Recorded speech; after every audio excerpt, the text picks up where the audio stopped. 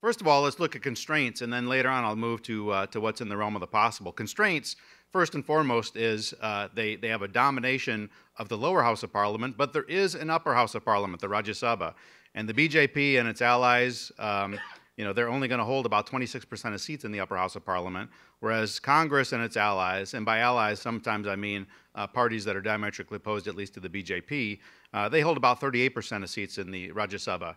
And it's kind of funny, some of the feedback I've gotten already on this point from the Twitterverse. They assume that every bill will become a money bill, therefore the Lok Sabha can dominate. They assume that every bill will have a joint session of Parliament. Some of this is not in the realm of reality, so those watching online and in the room, just make sure you know what's feasible and what's not on this. The upper house can block legislation if they don't approve of it.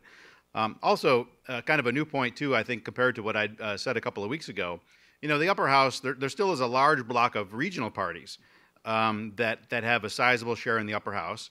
And the BJP, because it doesn't have a lot of a big footprint in some other states, they do have an easier time than Congress in working with some of these regional parties. But I think with the dynamic showing that they had in a lot of states where they traditionally had been weak, it's going to be a little tougher for BJP than I would have predicted a few weeks ago for them to pull some of these regional parties on for tough votes in the upper house. They obviously won't need it for the lower house, but they will for the upper house. Second thing I'll mention in terms of limitations is states. The BJP has 5 states, including with coalition allies. They'll be at 7 or 8 states at 29. Congress has 11 states at 29. And so, the BJP will still be in a relatively weak position on actually carrying out policies. It also may preclude constitutional amendments.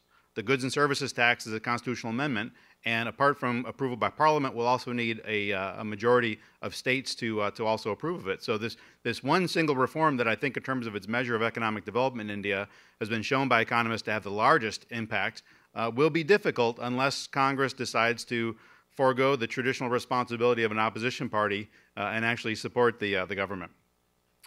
Fiscal constraints. Modi was well known for giving great tax breaks for companies that chose to set up in Gujarat, but he's moving into a central government that actually is going to be under some fiscal constraints, and so the ability to do that, to lure new investment into the country, will be a bit more limited, I think, than he saw in Gujarat. However, on the flip side, that may also encourage the BJP to move back to a policy that they had back in 1998 through 2004 of disinvesting state assets. And that is critical. In a lot of industries, insurance, banking, and other sectors, the government-owned companies still control a lot of those industries. So disinvestment would be pretty welcomed. Internal constraints as well. There is a large group of the BJP that still supports this notion of Swadeshi or self-reliance. And in particular, if you look at the economic issues that have aggravated American companies, one big block of that is local content rules in manufacturing. And to think that Modi's going to come in and day one wipe those away and say for solar, for heavy power equipment, for the other areas where you've got local content rules, that he's going to wipe those away, it'll be a battle internally. Even if he supports doing that, there's a large group within his own party that kind of plays to their base interests.